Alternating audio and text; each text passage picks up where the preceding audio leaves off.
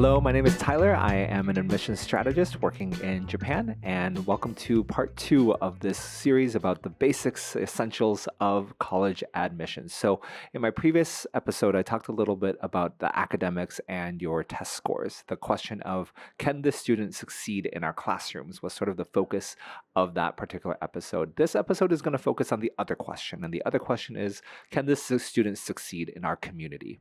And to look at that, for colleges to assess that, they're going to be looking at a couple different things. They're going to be looking at your extracurriculars. They, to some degree, will be looking at your teacher recommendations, and then they will be looking at your essays. And so we're primarily going to focus on the extracurriculars and the teacher recommendations today, because I think essays are a whole big separate topic that I think we should probably focus on in its kind of own episode. So today we're going to focus on those. And for the purposes of context, why do these things matter for a US university? A lot of other countries, they don't particularly care about your extracurriculars. Is it helpful that you've had leadership? Great. Is it helpful that you've done independent research? Cool. But the thing that they care mostly about is just your grades and your test scores. So why does the US care about these things? And that has to do with what I've talked about previously, is that there are so many applicants who all are great, right? And so if the highest possible grades that you can be getting are a 4.0 or all A's, right, and a 1600 on the SAT, if I am a top university, most of my best applicants will have those grades, right? From 10,000 students who have those scores, I then need to pick 2,000, right? The median SAT for many of these top schools is around 1550 out of 1600. That's the average is 1500 or 1550. And so from all of these applicants, I then need to pick 2,000 of them. How can I pick them if I just go by grades? Because everyone has the best grades, everyone has the best SAT scores. How do I pick those 2,000 kids? And the way that I pick those 2,000 kids has to do with these components here. It has to do with my extracurriculars and has to do with what do other people say about me in terms of your recommendations, right? And then, of course, your essays, which we'll talk about later. And so the reason these things were added, right, is because colleges realized that they needed to have other qualitative measurements, right? So your grades and your test scores, these are quantitative, right? These are numbers.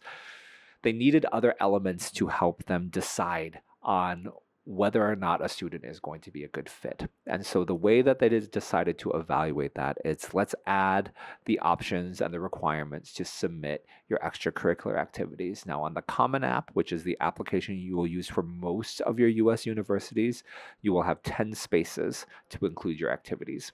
Right? For if you are applying to the UC schools, you will have 20, right? But on the Common App, you will have 10, and then you'll have 5 spaces to talk about your honors and your awards that you have received for academics. Okay, so total about 15 slots to show here's all the other things I do outside of school in order to show you that I can very much answer the question of this student will fit well in my community. So what does it mean to fit well in a community? A couple different things, right? And these are important because these will shape what you choose to say yes to and what you choose to say no to. Okay, so a couple of the qualities that most colleges are going to be looking for are going to be leadership. It's going to be community service, right? And then it's also going to be initiative, right? Did you take the time to figure out a problem that you wanted to solve, and then did you go about and solve it? And then on top of that, long-term commitment, right? It's not going to be good enough for you to have 3 2-month or 3 2-week internships, right? It's going to be more important for you to pick one company that you are working for and work with them for 3 years, or pick one position, whether that be student government or your sports team or music, and do that over the course of several years. Okay, so those are going to be the things, right? It's going to be leadership, it's going to be community, it's going to be initiative, and then it's going to be longevity, right? How long did you commit to these particular things? Okay, so when you are thinking about what things do I pursue, use those things to inform what you are doing, right? Most students are going to start off their high school life as a member of a club. You don't get to be a leader right away. That's fine. Start off as a member, but pick a club that you can see yourself developing into a leader for, right? And so if you are really interested in debate, right, go join debate, but go in to join debate with a mind for in 2 years' time, I want to be leading, I want to be the debate team captain. Okay, so what do I need to do to start building towards that, right? One of the first things you should probably do is get to know the current debate captain, understand how they work, understand how captaincy is even determined. For some organizations, it's a vote. For some, it's just determined by the current captain and the faculty supervisor. So thinking a little bit about choosing the right path to go, okay, is one.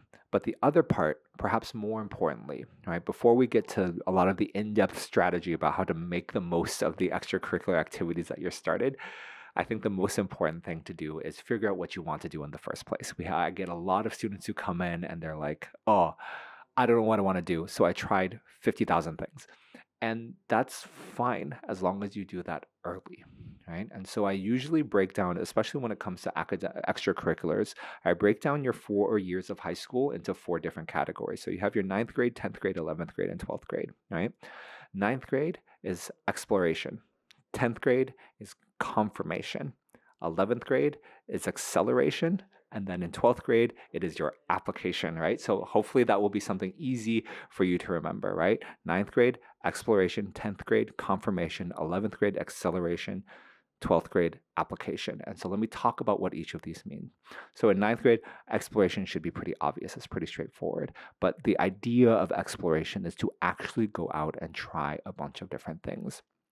Okay, and so if you're interested in debate, but also interested in music, and you think you might be interested in finance, awesome. Go try different things, right? And so whether that be, and this is the time where mini internships, where mini work experiences, where mini projects are the most valuable. Most of the time, I will say don't, because you don't get to show the longevity and the commitment. But when you are in your experimental phase, and when you're in your exploration phase, you actually want to do a lot of small bites. It's kind of like a tasting course or a tasting menu. You're not getting a full sample of everything, right? Because if you take that full sample, you'll be full and you'll be committed to it, right? And you want to try things out. So it's important to seek out smaller projects or read a book, watch a documentary, do a bunch of different small, shorter things to just test out, do I enjoy this thing? And one of the biggest things that I can give as advice is don't limit yourself to thinking about this exploration in terms of subject. Okay. A lot of students are like, oh, I want to try finance. Oh, I want to try marketing. Oh, I want to try real estate. And then I want to try chemistry. And then I want to try bio. That's fine. But one of the things that you should really be thinking about is think about your exploration in terms of skill set, not subject, skill set, right? And what I mean by that is rather than thinking about, oh, I want to try finance or I want to try medicine, it's think about, I want to try analyzing. I want to try organizing. I want to try persuading. I want to try selling. I want to try studying. I want to try skills. Okay? Because skills are easier for you to find opportunities to do. Because if I say I want to try business, then my mindset gets stuck in, okay, the only meaningful thing that I can do is a business internship with a big bank, and that is the only way that I'm going to get the experience that I want. And then you've locked yourself into setting the bar so high that you actually don't get anything done. And you don't try anything because you've set like the only thing that is going to satisfy my exploration is this very, very specific thing, which is the opposite of what exploration even should be. And so, but when you focus on skills, then the subject in some ways doesn't even matter. It's helpful if they're aligned. But if what you say is like, oh, I really want to explore analyzing data, you can analyze data in business, you can analyze data in bio, you can analyze data in politics, you can analyze data in social media, you can engage in this skill in almost any field, right? And that's true about most professions. Most industries are broad enough that almost any skill you can find a way to try it there. Okay. And so thinking about exploring skill sets becomes much more important and valuable because even if you decide that, oh, in your freshman year, I really want to do business, you will not actually be able to do business until after college. So even that realization, the reality of starting finance, of course you could start your own business, but most of that reality is not going to actually manifest until you actually graduate from college. But when you are doing your exploration, if you discover that, oh, I enjoy this skill, I enjoy doing this thing, you can do that today, right? And so I was working with a student who said, "Oh, I actually quite enjoy designing web pages," right? This was not a particular industry, it wasn't anything like that. She was trying to explore different elements of computer science and her passion for that, as well as potentially her passion for marketing. And I was like, well, why don't you just design a web page for one of your school's organizations? And she did that, and she was like, that was really fun, and I really enjoyed building it, talking to the club, understanding what they wanted, and then building it, and then them being like, oh, this is great, or can you fix this, and having that conversation with them. That was really engaging, and I felt really good about that whole process. It was a lot of hard work, but it was very rewarding for me. Perfect. Okay, great. Well, building building a website is a skill that is true. Yes, it's going to be very important for marketing, which she eventually ended up wanting to think about. But it became something that, great. Well, if you enjoyed doing that for that one club, which was a business club, why don't you go talk to the environmental science club? Do they need a web page? Does the dance club need a web page? Does the tennis team need a web page? Go practice this skill everywhere, right? And that's what you can do with skills. It's not going to be locked to a subject and limited in terms of opportunity, right? So in ninth grade, explore. Sure, explore your subjects. Great. But also explore your skills. Really be thinking about, what do I like doing? Not what career do I want, right? What do I enjoy doing? Because then you will find some way to, unless what you enjoy, even if it's gaming, right? You go be a professional gamer. Huge multi-billion-dollar business right now, right? So I think that a lot of students get caught up in the, oh, I need to know my major, I need to know my career today. And that's just not true, right? Start off with skills. And then from those skills, you can find which industries usually require more of these skills. And then you can lean into it that way. And that's what 10th grade is about, right? 10th grade is about that confirmation, right? Is that I've spent ninth grade exploring. 10th grade, I'm going to really start eliminating, right? Because confirmation means you are saying yes to some things, but saying yes to some things means you have to say no to other things, okay? And that's part of what this is going to be about. Confirmation is, I've really recognized that I enjoy debate, but if I really commit to debate, that means that I'm not going to be able to spend my time with my calligraphy, or that means I need to spend a little less time with my trumpet. Or the other way, you could choose trumpet, right? Whichever. But confirmation in 10th grade means you are saying yes and committing to certain things, because remember, you need to show that commitment, and also saying no to other things that may not be the best investments of your time. Okay. And then in 11th grade becomes acceleration, right? That's where you should be seeking out your captaincy, seeking out your leadership, or building all of this into a project, right? Is that, oh, okay, well, I've built websites for these different organizations. What if I created a website that represented the entire school? Right? Or what if now that I have this website portfolio, what if I start reaching out to nonprofits, right? Nonprofits who don't necessarily have the budget to build websites, who can't afford a marketer, right? What if I reached out to organizations around my school or around my neighborhood and said, hey, I'll develop a website for you for free. Or if you just kind of pay the web hosting costs, we'll create a site. Or just pay the subscription fee for Wix, I can build you a website, right? And now you have found a way to take your skill, right? You have explored it, confirmed that it's the thing that you want to do, and then you have accelerated it into a project that serves the community, right? And so now in this one thing, you have actually checked off a lot of the boxes. You are a leader, you have taken initiative, you have served the community, and you've done it over 3 or 4 years. Right? And so that's how you need to be thinking in many ways about your extracurriculars, is really taking the time, explore, commit, take it further, right? And then that will all help your application as a whole. Okay. So there are a lot of different contexts. There are, of course, a lot of different questions around, is this the right extracurricular activity? Is this good enough? How should I think about this?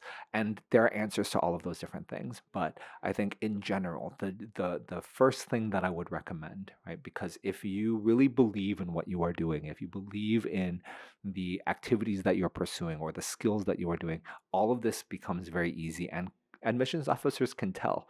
Are you doing this because someone told you you have to do this to get in? Or are you doing this because you care and because you've taken the time to really think about it and you're very good at it? Right? And that becomes the more memorable application to begin with.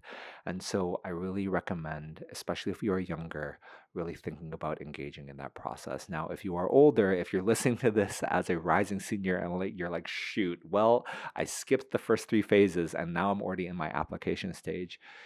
All of those things need to be accelerated, right? But you should still go through that same process. Really, what do I enjoy? What do I enjoy doing? What do I enjoy learning about? Not just in terms of subject, but in terms of skill, right? How can I confirm that that is true? And then how quickly, within the next month or so, can I accelerate that process? But I think that that process is an essential one and one that I really try to move all of my students through, and one that I think is helpful in terms of confirming a lot of that. Okay, so that's extracurriculars. We will dive more deeper into specific examples and different things in maybe a different episode, but just as an overview, that is what I would recommend. Okay, and speaking of recommend, your teacher recommendations are another component that will allow a college to understand how is this student as part of a community, right? Largely, the teacher recommendations are going to focus on the classroom, but many times they will focus on how a student is in the rest of the school community as well. Most colleges are going to ask for your counselor, your school counselor, to write one recommendation, and then up to two other additional two teacher recommendations, and they usually like it to be of an academic subject. So don't ask your PE teacher for a recommendation. And these are confidential. Okay, so by and large, part of the reason these have value are because these are probably the one piece of the application that you don't get to control. Not really, right? Because they will be sent out confidentially.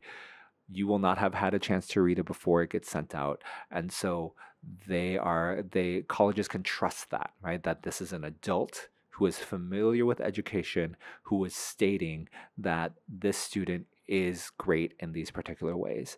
And this is valuable because there are certain things that are weird for you to say about yourself, right? So if one of the categories that teachers have to evaluate their students on is integrity. Okay, how honest are you? How virtuous are you, basically? It is weird for you to say, hi, my name is Tyler, and I am a student who is full of integrity, okay? Because that just comes off as arrogant. It's very different then to have a teacher who is a trusted adult and an expert in evaluating students say to the college, Tyler is a student filled with integrity. You would make a huge mistake if you did not accept him, right? That level of an adult speaking on your behalf is incredibly important. And so as a student then, right, while you can't control what ends up ultimately being written on the page, right, you can start to make sure that you are building that relationship. And this is very good actual practice for what you need to do later on in work. What you're going to need to do in college is the people who have the power to affect your future, you need to make sure they are on your side. Okay. And so, of course, that means basic things. Do well in their class, ask them a bunch of questions, show leadership within the classroom. But it also means being intentional about going out of your way to have conversations with them, to let them know about the things that you are doing, especially if they are relevant to the field that you want to go into, right? Go to them at the end of the school year and ask them about summer recommendations for reading, for activities. They will probably know. They have experienced a ton of things. Right? Go to them early for feedback, right? Do all of these things to engage with. If you are running a charity event, invite them to come, right? There's all of these things that you can do to make sure that they recognize you as one of the few students that they have ever taught and are going to write about you in that way, right? And so when a college reads that, not only are they going to see your awesome grades and they're going to see your amazing SAT score and all of these extracurricular activities, you also now have 2 to 3 adults who have all said, this student was in our community and our community is better and will continue to be better because this student existed. And that, as a college who is trying to read a stack of paper and determine which kids do we bring into our community, which kids are going to be day one difference makers, that is incredibly helpful. And so that is also going to be an important component, okay, is making sure that even if you're shy, you really need to start making sure you are taking the time to be intentional about building those relationships, showing that you get your teachers to understand what you are all about, what you care about, what you're aiming for. All of those things are incredibly valuable, okay? So these past two videos, we've talked about a couple things. Two questions that college admissions offices are looking at, right? Number one, can this student fit in our classrooms, right? Number two, can this student fit in our communities? And we've hopefully answered both of those questions through your academics and your test scores. That's, can a student fit in our classrooms, right? And then your extracurriculars, your teacher recommendations, that's, can the student fit in our community? And then the last component will be the essay. But as I mentioned, the essay is a whole big long thing. So we'll talk about that separately. Okay, so hopefully for now, those questions are answered. You have some sense of how you need to go about tackling these components of your application so that you have the best chance of getting into the school that you are aiming for. Okay, good luck. Thank you.